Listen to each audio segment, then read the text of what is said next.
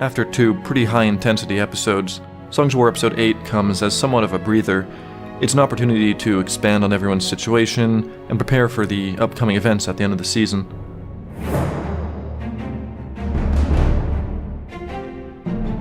Hello everyone, David here, Director of Songs of War, and welcome to the Episode 8 Behind the Scenes. We try to work in little details into the world to help make it feel more alive. When Phoenix created this nice deer rig based off the Twilight Forest mod, it just seemed extremely fitting to see kind of walking around the Songs of War world.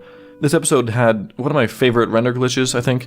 We rendered out the opening sequence with Sen Igneous, and when I went to play it back, it looked like a nuke was going off. Even though I'm still a child, by most standards, I'm already about halfway through my life. I'd love to experience everything I can, but being a mag... Turns out I just had put an extra decimal in the wrong place when doing some compositing or something. So, this episode, we needed another town that was bigger than Hogtown. A bigger town. Biggerton. The name was literally as simple as that. We kind of said it as a joke at first, but for some reason it just kind of stuck, and it worked nice as a name. Rumor has it that right down the street is Smallerton and Averageton. The tavern sequence was a good opportunity to really show off all the different sorts of people and creatures, many of whom we haven't even seen before. I always try to avoid making my background characters too interesting, because you don't want to draw attention away from your main characters, your subjects. But in places like this, I wanted to make it seem like many people here had a story. There's this Iron Golem looking character kind of sharpening his sword. Is that armor, or is that like his species? We see some bandits armed with unique weapons, which I normally reserve for foreground characters. And then there's Green Thing. Everyone loves Green Thing. This was another judo scene, and I think he spent more time animating the green little guy than the rest of the tavern sequence. It really shows in all his detail though.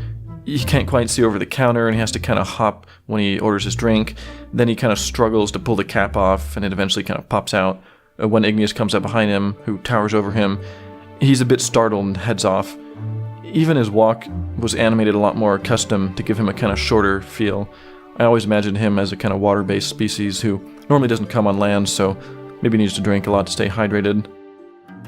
And the actual music in the tavern was two different live recorded guitar songs. The first one was by After Infinity. I think he was just recording some random guitar thing at one point. He's like, oh, this could be a tavern song at one point, so I used it. And then the second one was one that I put up at one point because we realized we didn't have enough music, so I was like, oh, grab my guitar, and I put some more tavern music, so both Dan and I got some more guitar work in the tavern in the background. This episode is a good one to finally talk about Felinas and Magnarites a bit more. As far as Felinas, I see them as fairly similar to humans. The females have more cat-like features, whereas the males have more wolf-like features. All the male Felinas will have their hair in shades of black, gray, white, whereas the females can be born with their hair as any color, and their species is a bit more agile, has a little better senses. Whereas Magnarites, they're a bit more bulky, kind of tanks. I wrote in their original species description many years ago that they can be compared to something like sheep, where they kind of just do whatever all the Magnarites are doing. It's just kind of their culture which makes their species stand out a little bit. Physically, they're resistant to blades, as we see, and heat, but they can't swim. Currently, a lot of Magnarites are pretty aggressive and rough, and have been causing a lot of problems. The guard in Biggerton kind of turns around as they enter, and keeps his hand on his sword just in case. I remember it was this scene that I really felt like I was really improving my lighting. It's surprisingly difficult to do lighting in Minecraft, because you aren't working with smooth shapes. You can't really get rim lighting other than faking it with subsurface scattering, but even that doesn't actually reveal the nice shapes. I was struggling to light some of the interior bits, and was debating whether to do bright lights on the characters and dark backgrounds, or brighter backgrounds and dark characters. I wanted the place to feel dimly lit. Then I realized I could keep everything dim if I just started to introduce some variance in colors. In Marshall's map shop, you can see that in order for me to make everything look less flat, I made the room a kind of warm orange, but then made the light on Sen a bit blue to contrast. The tavern was an incredibly complex lighting setup for Songs of War scenes.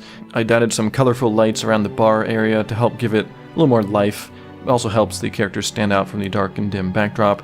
The undead skulls along the walls each have this ominous underlighting, and then there's shafts of light coming in from the outside, and a kind of warm glow coming from the big chandelier. and maps, the top-down maps. These are genuine maps of the world. I used Unmined Map Renderer, which is a great mapper. Then I color corrected it a bit to give it that kind of parchment look. I also littered some of these maps around Nika's tree fort, and to make them fit a bit more with her strategies and records, gave it the YouTube thumbnail treatment. I also designed some cloud shadow technology for Songs of War. The actual skies we use don't animate at all, they're just images, but I wanted to give the effect that in Songs of War the clouds were kind of moving along and everything felt somewhat in motion. I faked it by adding a huge 2D plane over the world with a basic animated noise texture, which is invisible to the camera but still casts shadows.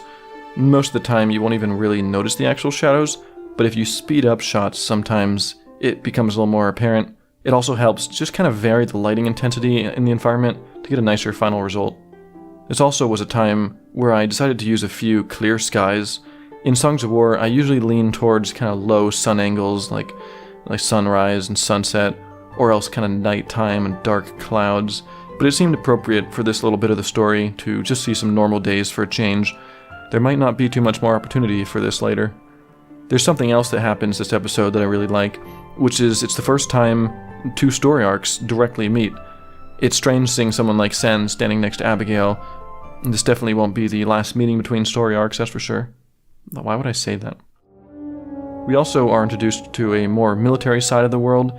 Fort Zuka. It's a large military training fort in Felden, where we see archery ranges and training pits. And I wanted to show a character really kicking ass for a bit, so you know this guy is one of the best. And then we reveal and meet Kyoshi. Kyoshi's interesting to me. He's actually one of my favorite characters in the series because he initially acts as somewhat of an opposition to Lucan as they insult each other a bit, and then we learn Lucan will be forced to fight in the army beneath him. And he's one of those characters that he's not a bad person, he just conflicts with the characters we've been following. And if anything, Kyoshi's the one who's a lot more justified, a little more pure. He rose through the ranks of the military and is now a renowned captain, whereas, Lucan just kind of lives a petty life doing crime. So it's an interesting dynamic between them now that they're forced to work together. For all the kingdoms, we designed various types of skins for the military, usually a guard and a soldier. For Kyoshi, we gave him this little gold patch visible from the chest and on the shoulders to make him stand out as the captain. We decided to take that idea of the gold mark and make it so that his personal group of soldiers all use gold weapons. We even gave him this nice group of honor guards with big ceremonious golden staves. Unfortunately, you can barely see them. One final detail with Kyoshi is his ear, which appears to have been cut or wounded. It's missing a bit of the tip and seems scarred. We thought this was nice to contrast the rest of his look and personality. His silver hair shading is extremely slick and clean, much more than most of our hair shading. So to see him have this little visible scar shows a bit of a rougher side to him, and it kind of makes you wonder a bit about how he got to this point. You can also see Skyfall as a soldier here.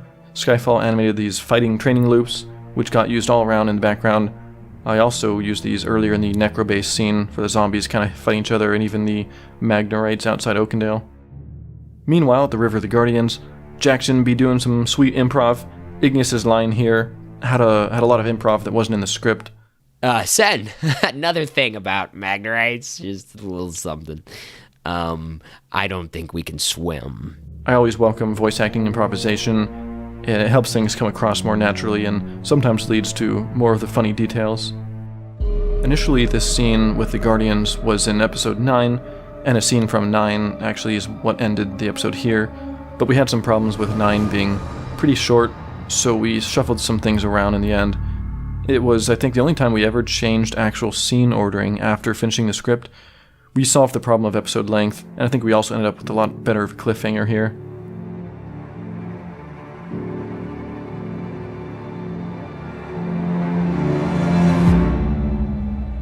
Thanks everyone for watching this episode of Songs of War Behind the Scenes. As a reminder, we're running a special promotion where if you pledge to any level on our Patreon before episode 10 release, you can have your name in the episode 10 credits. The Patreon earnings help fund the series, so please consider supporting us by pledging if you're enjoying Songs of War. And with that, I'll see you next Behind the Scenes.